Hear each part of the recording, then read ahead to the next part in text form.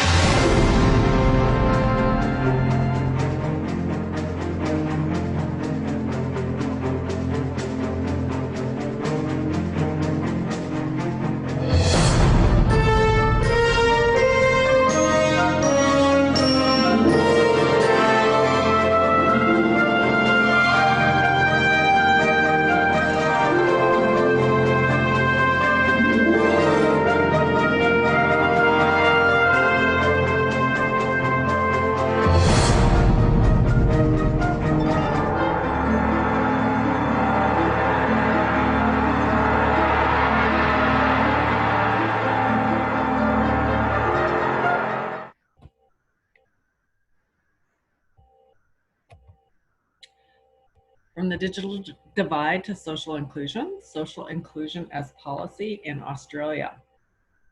So the government released a social inclusion strategy in 2009 in which they stated that they're committed to building a stronger and fairer Australia. Social inclusion is defined as building a nation in which all Australians have the opportunity and support they need to participate fully in the nation's economic and community life, develop their own potential, and be treated with dignity and respect. So the government outlined a strategy that considers capacity building for disadvantaged citizens, which includes improving capabilities and skills in communication, as well as to navigate some services available. They wish to provide opportunities for increased participation in education in the workforce and the resources to support that participation. Yet, there was hardly a mention of access to new technologies being a way in which social inclusion can be dealt with to achieve these goals. So this was problematic since it's apparent that not having access to technologies can significantly disadvantage citizens in terms of being able to participate fully in a range of both social and educational experiences. So,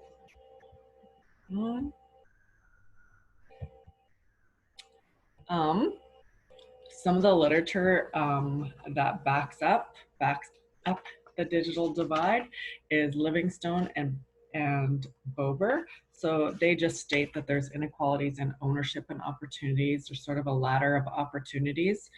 And it's all based on socioeconomic status. And they said to a lesser extent on the gender of the child. Helsper and Morshire said the most deprived socially are the least likely to have access to digital resources. Another report by Kennedy et al. States that young people who work with technology have different ranges of technology. So the very basic can be like just like scrolling on Facebook, like YouTube, that kind of stuff. And then it goes all the way up to the power users. And those are the ones who successfully use it. They probably have a lot of, I would say, Curtis, you would be a power user. Anyways, moving on.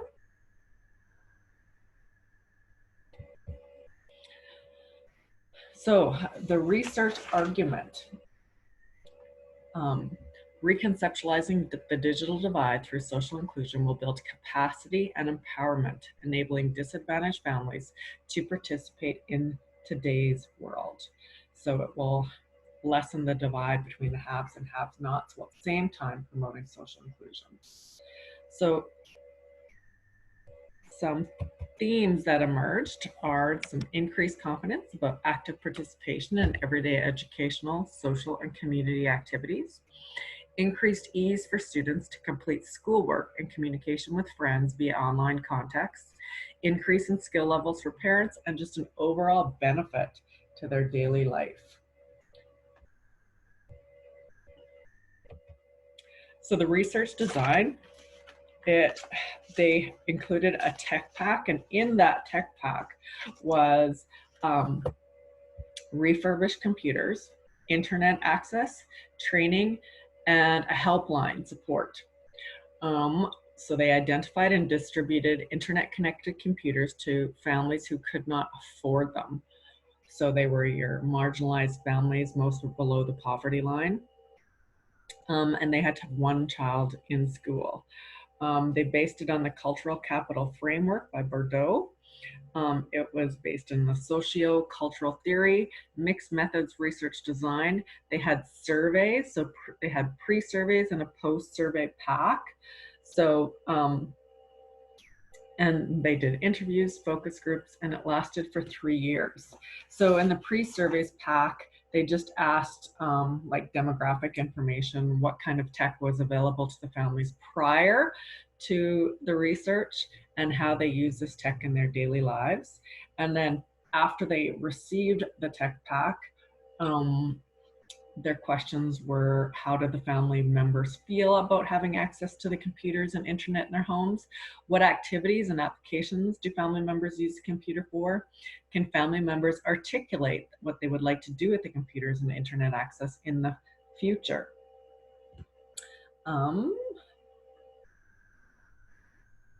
The interviews, they did via telephone or face-to-face in a semi-structured open-ended question format, just to find out how family members were using the computers and their reaction to the initial training session. So there were 4 main areas of discussion with the focus group, and the focus group was just parents. So they discussed the benefits of having a computer at home and what activities or applications they use most frequently. They discussed the support that was provided to the families when using the technology and the changes that the tech pack made to their daily activities or lifestyle, the perceived benefits or problems that were associated with the program.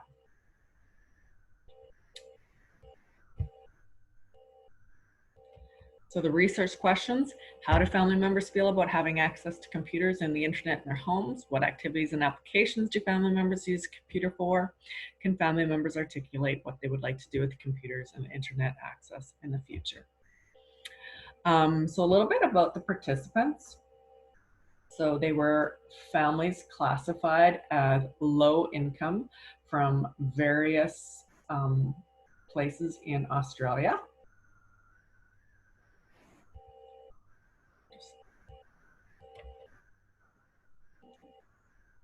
So some background of the participants. So of the respondents, 279 were female, 31,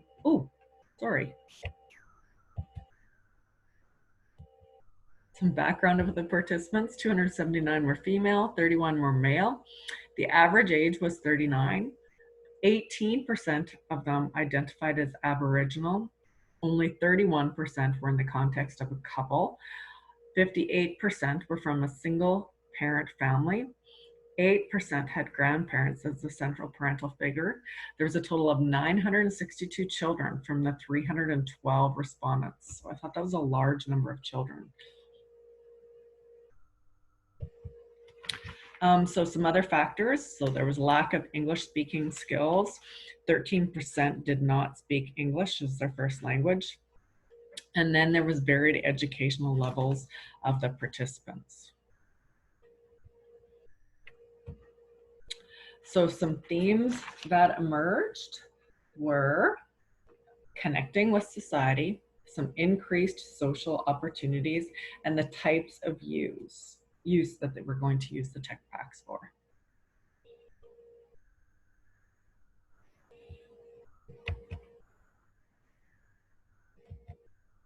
So connecting with society.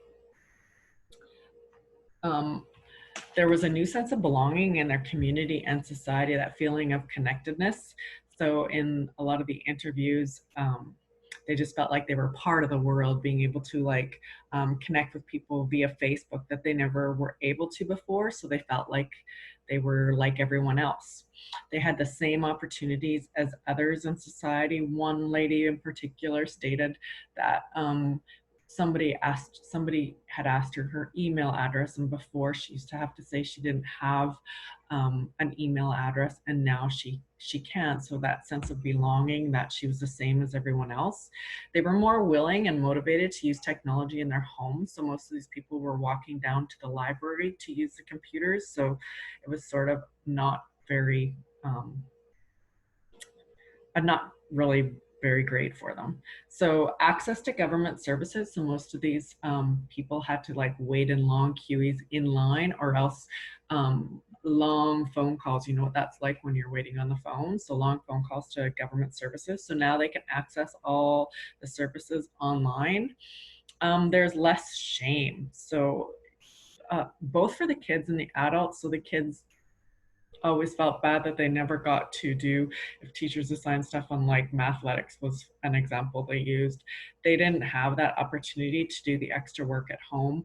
One teacher would give them extra spelling assignments and they weren't able to do those. So the kids felt really good that they could do that at home just like everyone else. It was a catalyst for personal growth, especially for their children. So there was increased academic levels. There was better learning outcomes, both actually for the students and the adults, because some actually, there was one gentleman that like got some secondary schooling out of it, better job opportunities. So they were able to apply for jobs online and actually get jobs online that they weren't able to before. And they all stated it was a time and money saver, you know, like online banking. They didn't have to drive to the bank. That's just one example that they used.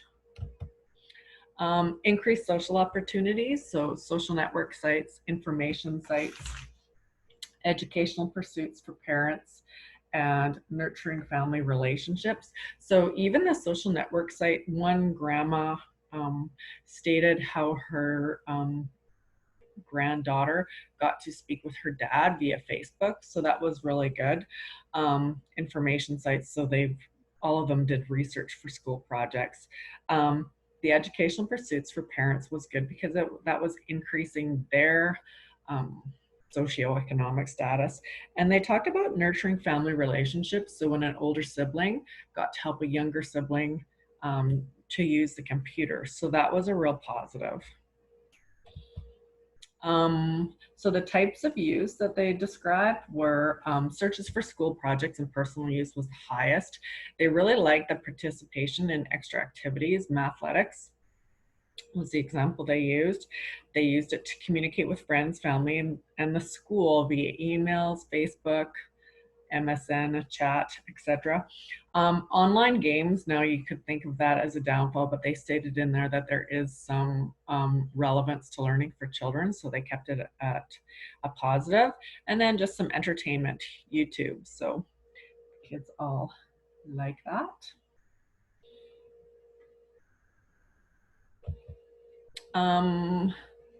So some discussion. Participation made a significant impact in terms of closing the gap caused by the digital divide.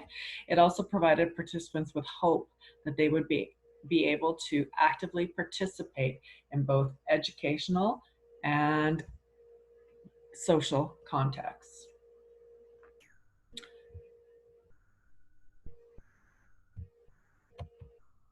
So some key findings for increased opportunities for social engagement, just that feeling of social inclusion and connectedness, that sense of belonging, the improved family relations, which I discussed, decreased stress, because just the things like standing in line for waiting for the government services, things like that, that lowered that stress level for them. The money and time saver, which I talked about, and personal enhancement. So they developed skills and they felt empowered, which is important. Key findings: access to further educational benefits. 80% recognized the most important aspect of the Tech Pack was to study or research.